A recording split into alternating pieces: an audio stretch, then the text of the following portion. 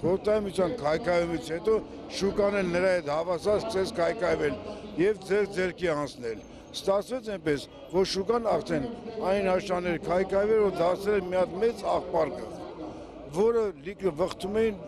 կռիստառնետները, մկները եւ հնարավոր չէր անգամ շուկայի կողքով անցնել այդ գաղշահոտությունը հանգած չզգալ։ Շուկա իր անունը լրիվ կոծրել ինչ առումով, արդեն գյուղմթերքներ չէր վաճառվում։ Շուկան, որը որ նաեւ պիտանի է ժամանակին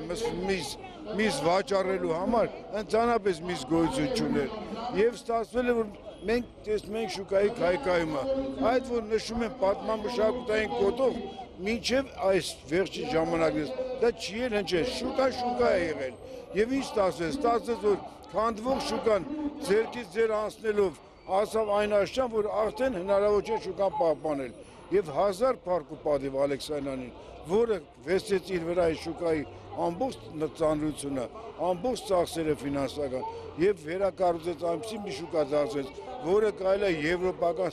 համակարգի համատել եւ ասել քաղաքակիրթ բարձրակարգ շուկա է, որի մեջ տեղակայված է ամեն ինչ, որը ժողովուրդ եւ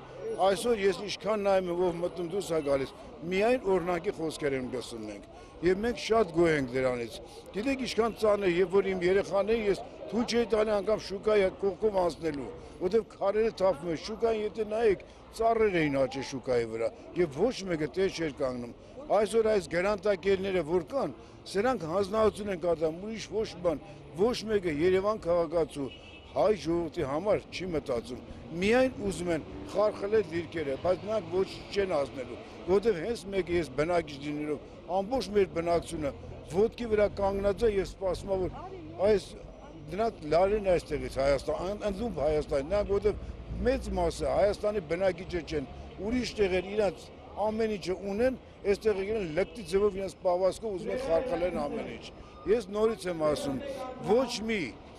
ոչ մի ունևոր մարդ, ոչ մեկը իրան այս ծախսի ու նեղության տակ չէ տա, որ նա պարոն Ալեքսանյանն արեց եւ մեր բոլորին վերադարձեց իրականում պատմամշակութային կոթող, որը կպահպանվի դարերով։ Հավատացեք դարերով պահպանվել եւ դարերով հիշվելու է։ Այսօր գրված է այդտեղ ճարտարապետի անուն ազգանունը։ Ես գտնում եմ, որ պետք է գրվի նաեւ բարերարի անուն ազգանունը։